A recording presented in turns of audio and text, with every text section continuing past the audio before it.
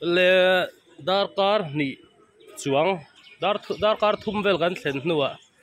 an tumram chu kan thleng ta a indo bangla border mun kan tlo a mun te ang tin nge zin ve wak mi te an tia an handela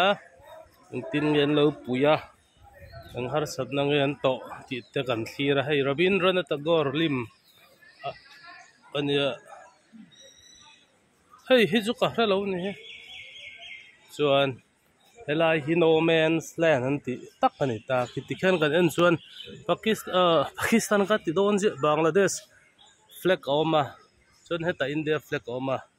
ti chuan hei hi a thut mun ani ta dan thalak ten phal vek mai ni so lai so border pillar oma pillar number som pariat na ti chuan heta hen om boka ti chuan he gate le gate in kar tak a hen ti hian aniang chu ti hian so mi kok son ti son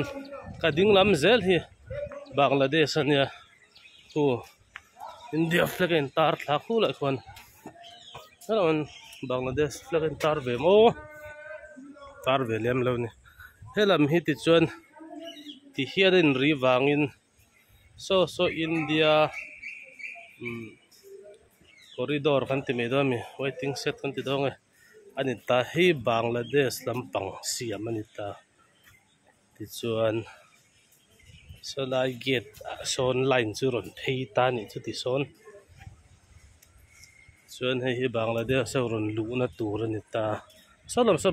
Bangladesh let's go in only 1 to 3 minutes taro lu vak khan rem te lo ase pen ni khat cha pen lut ve ni chu Bangladesh rama yeah I just entered into Bangladesh ti hian thing ke alien rap thak si mai peka heng hi thing nge ni ngai lo hi ni thengem rosewood kan ti mai hi khum thing ta kan tin ga ria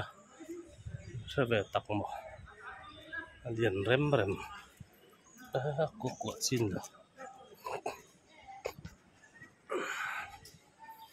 tu to kang an ba som na ma phile tong hian tu na hian som ni a sorry ni som thum July ni som thum tu da kabar de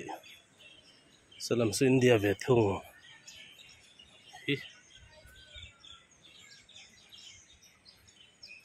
lum khop mai wen chu hei kem so ang zat nge niang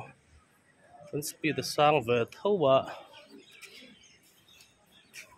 kala sui lo ti son Bangladesh min ron lut ta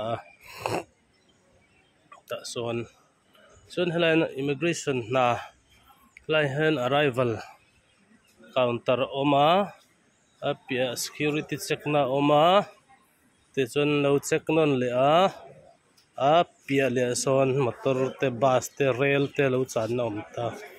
Bangladesh ho tur hon hi ti chuan Bangladesh sakal atanga ron kal an silai so mak khop ma moi khop ma Bangladesh atanga ron lu tho hian passport Bangladesh passport a hring an nian passport hi India passport chu pol ania chuan